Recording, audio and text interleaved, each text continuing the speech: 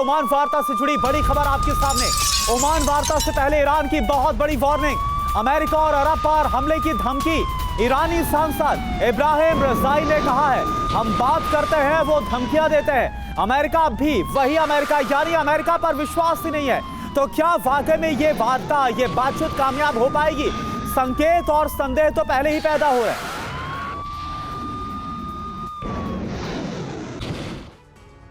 तो आप देखिए, ईरान की तरफ से जो बयान दिया गया उसमें साफ तौर पर नजर आ रहा है कि अमेरिका भले ही धमका रहा हो ईरान को, अमेरिका भले ही ये बोल रहा हो कि ईरान को बात माननी होगी, लेकिन ईरान ने भी अपने तेवर दिखा दिया। ईरान के तमाम जो बड़े नेता हैं, सुप्रीम लीडर्स, उनकी तरफ से भी अमेरिका पर विश्वास जाहिर नहीं किया जा रहा है। तो आखिर आज होने वाली ओमान की इस बातचीत में होने वाला क्या है? क्या वाकई में कोई सॉल्यूशन निकल पाएगा? ईरान से ऐलान, समझौता नहीं रण होगा, यह साफ तौर पर कह दिया गया है। तेहरान की धमकी आप देखिए, क्या बोल रहा है ईरान। वार्ता अगर फेल हुई तो यूएस अरब पर हमला होगा, अमेरिका अरब को बड़ी कीमत चुकानी होगी। अमेरिकी वार्ता चाहता है तो धमकियां ना दे, यानी कि बातचीत और धमकियां साथ साथ नहीं चलने वाली।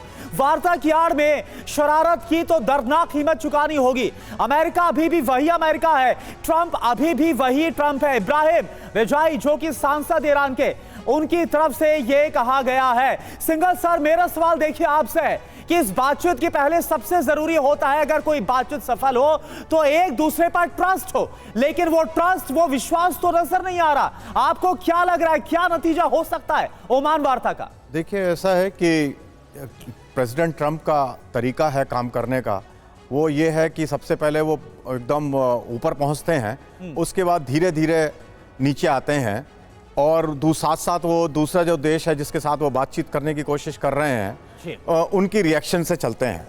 तो यहाँ भी जो है, दोनों जो ईरान और जो यूएसए की पोजीशंस हैं, वो बड़ी एक्सट्रीम पोजीशंस पर हैं। और ईरान पहले जो कह रहा था कि हम बिल्कुल बात नहीं करेंगे, अब बातचीत के लिए राजी है। अब वो अमेरिका कह रहे हैं कि जो है डायरेक्ट बात होगी, ईरान कह रहा है इनडायरेक्ट बात होगी। और जो उनकी इंडिकेशन है कि भाई 2-3 महीने का हमें समय मिले इंटरिम टाइम के लिए। लेकिन आपको इजराइल का भी ध्यान रखना पड़ेगा कि इजराइल जो है वो भी इसमें एक बहुत बड़ा प्लेयर है, क्योंकि प्रेसिडेंट ट्रंप ने कह दिया है कि अगर युद्ध होता है, इस पर अटैक करना पड़ा, तो लीड हम जो है इजराइल को देंगे।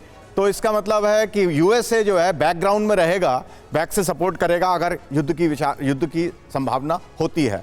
लेकिन ईरान की जो डिमांड है वो ये है कि वो, जहाँ तक मुझे लग रहा है कि वो कहेंगे कि हमें 20% या 25% जो एनरिचमेंट अलाउ करा जाए, क्योंकि अभी कह रहे हैं कि करीब 60% तक उनका एनरिचमेंट पहुँच गया है, और 90% करने के लिए उन्हें बहुत कम वक्त की ज़रूरत पड़ेगी।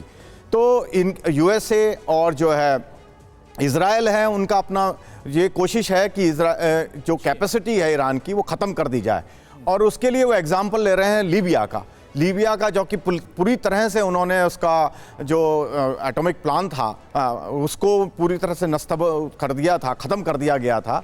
लेकिन ईरान उसके लिए तैयार नहीं होगा।